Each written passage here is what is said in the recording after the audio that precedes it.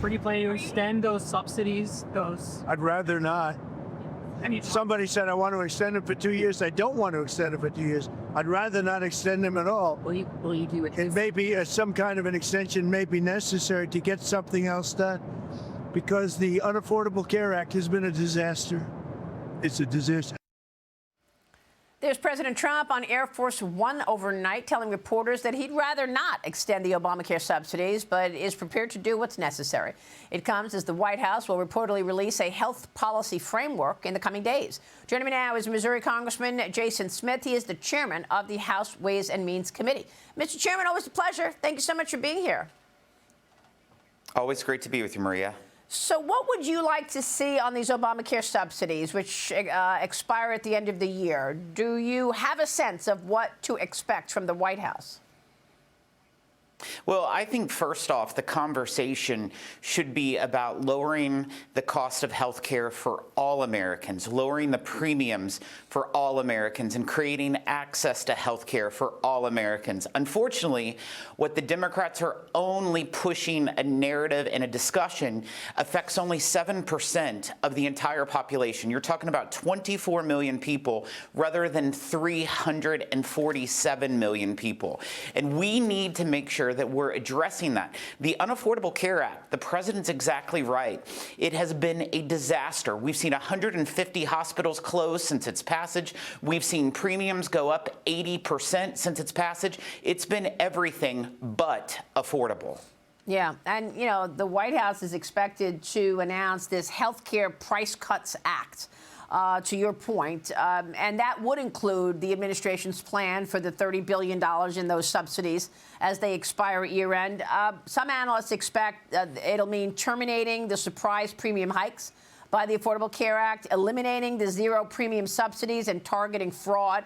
The HSA contributions, in theory, this would help offset the lost subsidies.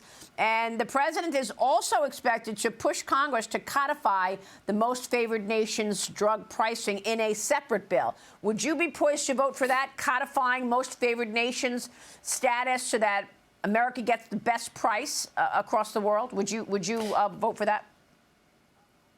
Maria, without a doubt, we have to make sure that Americans are paying less for prescription drugs than anywhere else in the world. We're the ones that's coming up with the innovations. We're the ones that's coming up with the cures. We should be benefiting from them. We should not be the one that's footing the bill for them. When you look at these subsidies that was mentioned, it's very important, Maria, for people to understand to extend them just a year cost $40 billion. And these are subsidies that were created in 21 by the Democrats in the American Rescue Plan. This is COVID-era policies. And then they were extended again in the Inflation Reduction Act. So if Congress cannot allow a COVID-era program expiring, there's not much hope in actually looking at the debt and deficits. Well, especially since everyone I speak with says the same thing when we want to get back to pre-COVID spending. I mean, how are you going to get back to pre-COVID spending if you keep sending out the emergency measures that you used during COVID?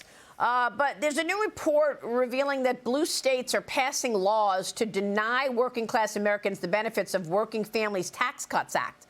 Washington, Colorado, Maine, New York, Illinois, all planning to reject these cuts. This is law. I mean, it includes critical provisions like no tax on tips, no tax on overtime, in some cases tax breaks for seniors. Mr. Chairman, how is it possible that these blue states can try to push back on something that the president has already signed into law?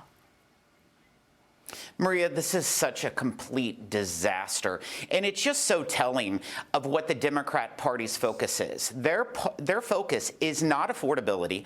Their focus is not making the lives of working families better. The fact that Illinois, New York, Maine, Washington, D.C. are not going to honor the no tax on tips, no tax on overtime, and tax relief for seniors just because they want to pad their revenues so they can spend more of your tax dollars is completely unacceptable. This party, the Democrats, try to say that they're about tax cuts for working families, but their actions are completely opposite.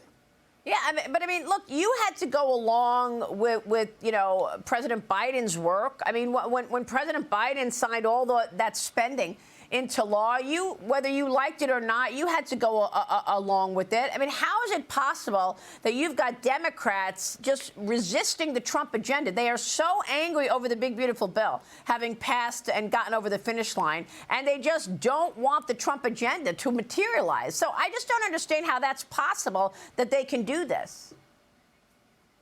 It's absolutely insane that they would, first off, even try to do it, Maria. But of course, they can handle their own taxing jurisdiction. You know, every state has their own state tax system, whether it's sales tax or income tax, and they can choose what to honor within the federal code. However, this is unacceptable for these blue states who say that they want to lower taxes for working families to do the complete opposite. The tax relief for people that are tipped employees, that's 4 million Americans. And then you look at overtime, that's 80 million Americans. This will have a huge impact. In just 7 weeks, Maria, Americans are going to be able to file their taxes next year, and they're going to have the largest refunds that they've ever had. And this is what people need. We just prevented the largest tax cut in U.S. history from taking effect. Every single American, Maria, would have faced a 21% tax increase on January 1 if we wouldn't have passed the big, beautiful bill in July. Yeah, but I know, and that's why I brought up, like, when you were, in the job, when Joe Biden was running things, we all had to get behind Build Back Better, right? And whether you liked it or not. I mean, you had to get behind all this, the $7 trillion in spending, if you liked it or not. And yet your colleagues are doing whatever they can to push back against President Trump, which is wrong. I mean, the Department of Justice is now throwing its support behind Texas as the state files an emergency Supreme Court petition after the Trump-backed congressional map was blocked by federal judges. You've got the federal judges blocking him as well. A decision on Texas's bid to revive that new congressional map could come as soon as this week. But you've got Indiana lawmakers reconvening next week to discuss their redrawing congressional maps, despite initial resistance from the state. In your state, Missouri, several lawsuits have been filed to block Missouri's new congressional map, drawn up by the General Assembly. So what happens now with these new congressional maps going into 26? I think in the next couple weeks, Maria, you'll see several decisions coming in from the Supreme Court. A decision as soon as in the next week could come from the Supreme Court in regards to Texas. I know that yesterday, the Attorney General here in the state of Missouri, Catherine Hanaway, along with 21 other Attorney Generals in the country, filed an amicus brief in regards to the Texas lawsuit within the Supreme Court. I'll tell you, though, this redistricting stuff, for the Democrats to say that what happened in Texas or Missouri was wrong, they've been doing this for years. You look at just the state of Massachusetts. There's 9 congressional seats in the state of Massachusetts. Trump got 36% of the vote. But how many Republicans are there in the state of Massachusetts? 0. Even the state of California, Maria, there's 52 congressional seats. Currently, 9 Republicans house those congressional seats, which is 17% of the population. Trump got 40% of the vote in that state. And then you look at Texas.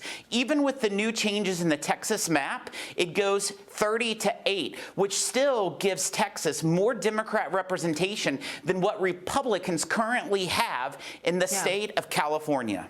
Wow, that is incredible. Look, we're all watching what this means for the 2026 midterm elections, Congressman. And, you've got a big schedule going into year end. What are we here? What are we, like 12 legislative days left in 2025, 2 legislative vehicles through year end? So tell us what else you're working on, because you've got the fate of the Affordable Care Act subsidies. We talked about that. But then you've got the National Defense Authorization Act, the NDAA. And within that, you've got 3 Senate-passed amendments involving China. Fight China outbound investment restrictions, gain AI chip export restrictions, biosecure, that's the bar government spending on China biotech. What else are you working on going into year end? Are we going to see all of this materialize in just these last couple of days of the year?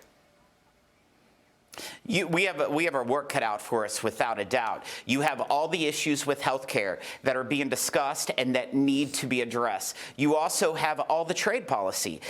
We have a president, President Trump, who has been the most focused individual when it comes to opening up more markets and making sure that the American worker and the American farmer is treated fairly when it comes to trade policy. We have a lot of measures that Congress needs to address when it comes to implement various trade programs and trade processes. And then also just funding of government. Funding of government has to be completely funded by January 30th. We should not wait off till January. We need to be doing that right now. Well, because your colleagues might stage another shutdown, right? That's exactly right. You know, a 43-day shutdown for the Democrats, they believed was a success. They believed holding working families hostage and taking SNAP benefits was the right approach to try to leverage their liberal policies. Wow. Well, we'll also watch for Section 181 expensing rules for film, television, and theater productions. That expires at year-end, and perhaps allowing the FAA to tap into the Aviation Trust Fund. A lot on the docket. Congressman, great to see you. Mr. Chairman, happy Thanksgiving. Thanks for being here. Happy Thanksgiving, Maria.